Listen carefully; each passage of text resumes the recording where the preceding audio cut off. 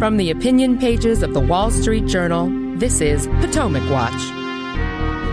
Welcome back. I'm Paul Gigot, happily ensconced as a journalist and have no plans to enter politics. And Paul Ryan, I suspect, is having done that once. He doesn't want the grief to go through a second time as Speaker of the House. Just to finish on this subject, the point that I think is concerning is Republicans just have this majority. They were elected to do certain things.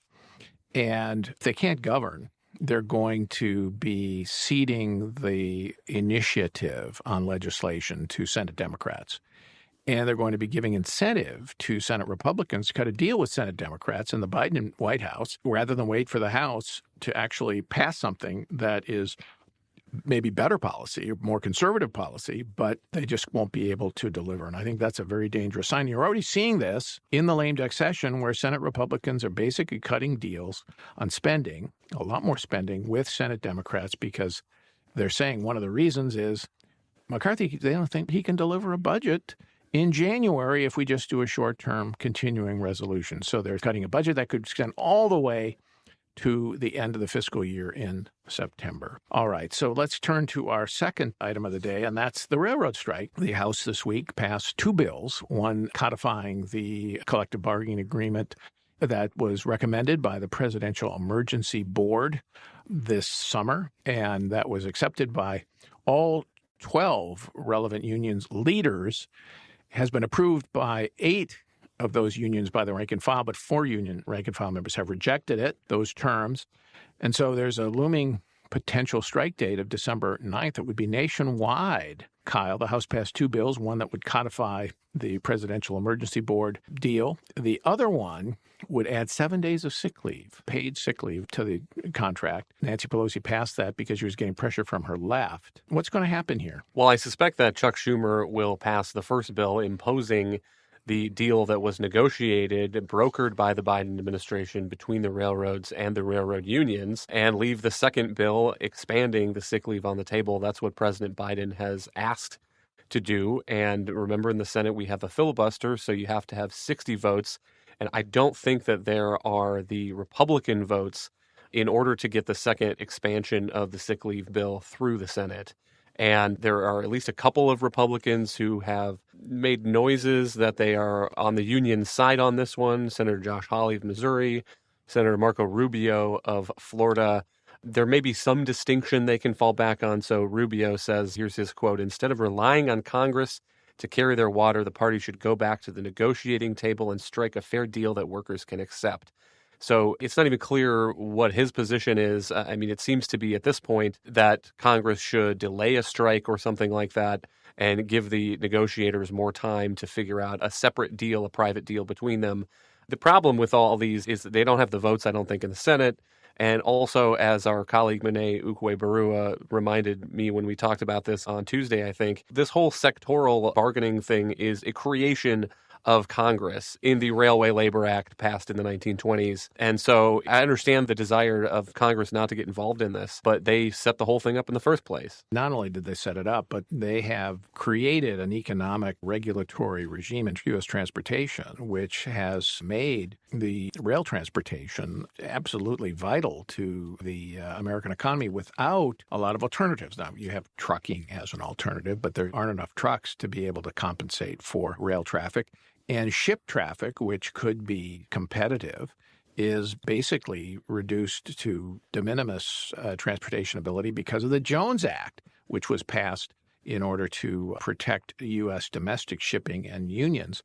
And some of us, for our sins, have tried to get the Jones Act repealed or modified. It never happens, largely because of union influence. And Kim, this argument that you hear from the Strange Bedfellow coalition of Bernie Sanders on the left and Marco Rubio and Josh Hawley on the right is, oh, well, we don't want to do anything that would hurt railroad workers. Well, first of all, they've had a chance to collectively bargain. Under the law, the Presidential Emergency Board worked out a deal. The union leaders approved it. And if you now have a nationwide strike because 4 unions, several thousand workers, say, well, we won't accept it, you are going to hurt literally millions of other workers. One figure we've seen from a study is 765,000 workers could lose their jobs in the first 2 weeks of a railroad strike. So the scale seemed to me to be very much weighted towards congressional intervention. Well, absolutely. Whether you like that approach or not, that was a decision that was made all the way back when Congress came up with the Railway Labor Act, which was that there are certain categories of industries that are so vital and that so many other industries depend on that the risk of strike is too great, and that therefore should be a process by which all sides are heard, in which everyone gets to engage in collective bargaining. But if there is a decision made that the presidential board has produced a solution that is generally fair, that Congress has the right to intervene and impose such a deal. And I would just note, by the way, because I'm seeing a lot of comments in the press saying poor railway labor workers and, they're not getting their paid leave. One of the things that Monet mentioned also on Tuesday when we were on here, and it's just a very important point, is that historically and in this deal as well, the unions have preferred to get far greater pay benefits at the expense of paid holidays or paid sick days. This was a deal that they understood. And now, having locked in what are really quite eye-popping numbers in terms of the pay that they're going to be getting, they now want to go back a second bite at the apple and also get paid sick leave. So I think that is certainly the view of many members of Congress who have followed this, at least, and understand the contours of this deal. You're always going to have some progressives who claim that you have to fight on the side of unions no matter what. But you make a very valid point that in doing so for a handful, you are potentially hurting far greater pieces of the working community.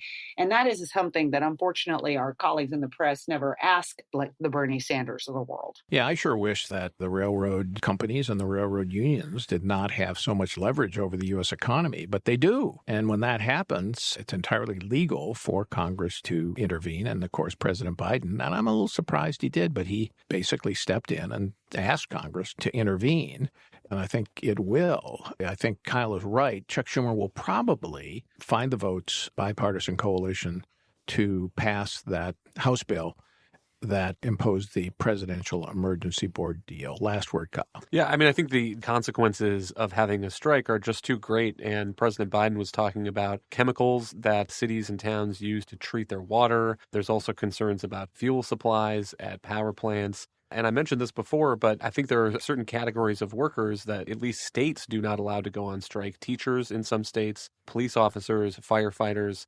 And those are public workers, and these are private workers. On the other hand, a lot of the power grid is operated by private workers, and I'm pretty sure that we would not allow the people running the nuclear power plant to just go on strike and walk off the job one day as a matter of public safety. And so I think that's also playing into this debate and is part of what is weighing on the minds of people who consider themselves pro-union, like President Biden and Chuck Schumer. Well, I don't like government intervening in collective bargaining, but they've had a chance to collective bargain. It's not as if government dictated all of this. It worked with the companies and the unions to try to get a decent settlement. And I think it is fair to the unions. No question about that. 24% increase, I guess, over 5 weeks and other de minimis payments on health care contributions and premiums. So let's see what the Senate does, and we shall follow that closely. So thank you, Kyle. Thank you, Kim. Thank you all for listening. We'll be back tomorrow and every day with another edition of Potomac Watch.